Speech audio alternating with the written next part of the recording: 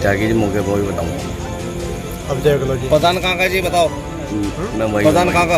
आपके लोग थे इस कांवड़ पे? है? आप भी थे इस कांवड़ पे? हाँ जी। क्या हुआ? हम ये मेरे से आए थे साथ। हाई टेंशन लाइट से टकराकर 6 कांवरियों की हुई दर्दनाक मौत। गांव पहुंचने से पहले सभी कांवरियां जोश से भरपूर थे, लेकिन किसे अंदेशा था कि गांव की दहलीज पर मौत उनका इंतजार कर रही है। नमस्कार आदाब दोस्तों, मैं हूं मोहम्मद दिलशाद और आप देख रहे हैं MDJBS न्यूज़। अगर हमारी YouTube चैनल पर नए हो तो चैनल को सब्सक्राइब करें, घंटी को जरूर दबाएं ताकि सभी बड़ी खबर की नोटिफिकेशन सबसे पहले आपको मिलता रहे। अगर यही खबर हमारे फेसबुक पेज पे देख रहे हो तो फेसबुक पेज को फॉलो जरूर करें। बढ़ते हैं खबरों की ओर। बीती रात को थाना भगवानपुर क्षेत्र के गांव राली चौहान में हुए कांवर हादसे का हर किसी को झकझोर रख दिया है। हाई टेंशन लाइट से टकराकर 6 कांवरियों की दर्दनाक मौत हो गई है। गांव पहुंचने से पहले ही सभी कांवरिया जोश से भरपूर थे, लेकिन किसे अंदेशा था कि गांव की दहलीज पर मौत उनका इंतजार कर रही है। गांव के चंद कदम पहले हुए हादसे में 6 शिव भक्तों की जिंदगी छीन ली है, जबकि अन्य गंभीर रूप से झुलस गए हैं, जो जिंदगी और मौत से जूझ रहे हैं। मेरठ में शनिवार कांवर यात्रा के दौरान भीषण हादसा हुआ। यहां भगवानपुर थाना क्षेत्र के हाई टेंशन लाइट की चपेट में डाक कांवर आने के दौरान हादसा हो गया। कई कांवरिये हाई टेंशन लाइट की चपेट में आ गए हैं, जिनमें से 6 की दर्दनाक मौत हो गई, जबकि कई बुरी तरह से झुलस गए हैं। सूचना पर पुलिस मौके पर दौड़ी और झुलसे लोगों को तुरंत अस्पताल पहुंचाया। बताया गया है कि कई लोग की हालत गंभीर बनी हुई है। मृतकों में चाचा भतीजे भी शामिल हैं। राली चौहान गांव में शनिवार रात डाक कांवर के 11,000 kV की हाई टेंशन लाइट के टकराने से हादसे में शिकार हुए सभी लोग जल चढ़ाकर घर पहुंचने के जोश से भरे हुए थे। उन्हें नहीं पता था कि गांव की दहलीज पर ही मौत उनका इंतजार कर रही। कांवरिये गाते हुए गांव की तरफ बढ़ रहे थे और ग्रामीण उनके स्वागत में भजन गा रहे थे, लेकिन गांव से 1 किमी पहले ही हादसा हो गया। गांव के कांवर ले जाने वाले इस माह में शुरुआत से ही सभी डाक कांवर को लेकर उत्साहित थे, जिनके लिए चंदा इकट्ठा किया गया था। पूरा बंदोबस्त होने के बाद 13 तारीख को हंसी खुशी के साथ ट्रैक्टर पर डाक कांवर लेने के लिए गांव से निकले गए थे। ट्रैक्टर ट्राली पर डीजे लगाया गया था। अवघड़नाथ मंदिर में जल चढ़ाने के बाद उन्होंने गांव में फोन कर जानकारी दी गई थी कि कुछ घंटे बाद वह पहुंच जाएंगे। ग्रामीण ने उनके स्वागत को लेकर पूरी तैयारियां भी कर ली थी। सभी भोले के गानों पर नाचते गाते हुए गांव की तरफ बढ़ रहे थे, लेकिन एक ही पल में हंसी खुशी का माहौल मातम में पसर गया। हादसे में जान गंवाने वाले हिमांशु, धर्मेंद्र, प्रशांत, लक्ष्मी और मनीष ने यह सोचा था कि नहीं होगा कि वह गांव की तरफ नहीं बढ़ रहे, बल्कि मौत उन्हें अपनी तरफ खींच रही थी।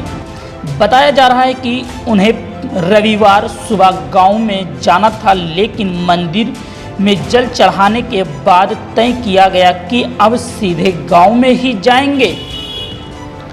हादसे के बाद जब ग्रामीण मौके पर पहुंचे तो सभी इधर उधर पड़े थे, जिन्हें देखकर चीख पुकार मच गई। आनंद फानन में अलग अलग अस्पतालों में लेकर पहुंचे कुछ ग्रामीण बोले, भगवान भोलेनाथ, ऐसे क्या गलती हुई थी जो यह मनहूस पल दिखाया। सभी लोगों ने अपनी मेहनत की कमाई से चंदा इकट्ठा किया था और पूरी भक्ति के साथ गंगा जल लेकर आए थे। यह हादसा अब पीड़ित परिवारों को जिंदगी भर का दर्द दे गया। हादसे का पता चलते ही गांव का बच्चा, बुजुर्ग और महिलाएं घटनास्थल की तरफ दौड़ पड़े। छिलौरा समेत कई अन्य गांवों के ग्रामीण भी वहां पहुंच गए। किसी भी घर के चूल्हा नहीं जला। ग्रामीण का कहना है कि गांव में यह पहला हादसा है जिससे पूरे गांव में चीख पुकार मच गई है। इस दर्दनाक मंजर को जीवन भर नहीं भुलाया जा सकता है। फिलहाल देखिए पूरा रिपोर्ट। भैया क्या नाम है आपका? अभिषेक कुमार। अभिषेक जी, ये क्या पूरा मामला हुआ और कैसे हुआ है? ये डाक कांवर ला रहे थे जी हम। जेल चून पे सुबह 10 बजे पहुँचे थे हम। जैसे हम 3 बजे चले नहीं वहाँ से, जैसा दिन छिप रहा था, जैसा हमारे गांव के बाहर मंदिर था उस पर जल चढ़ाने गए थे।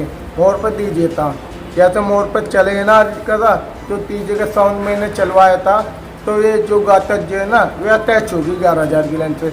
जो प्लस वो मैंने फोन करा था डाउन कर दो लाइट, उन्होंने कहती ठीक है अभी कर रहे, आधा घंटा हो गया कोई इन्होंने डाउन नहीं करी बिजली।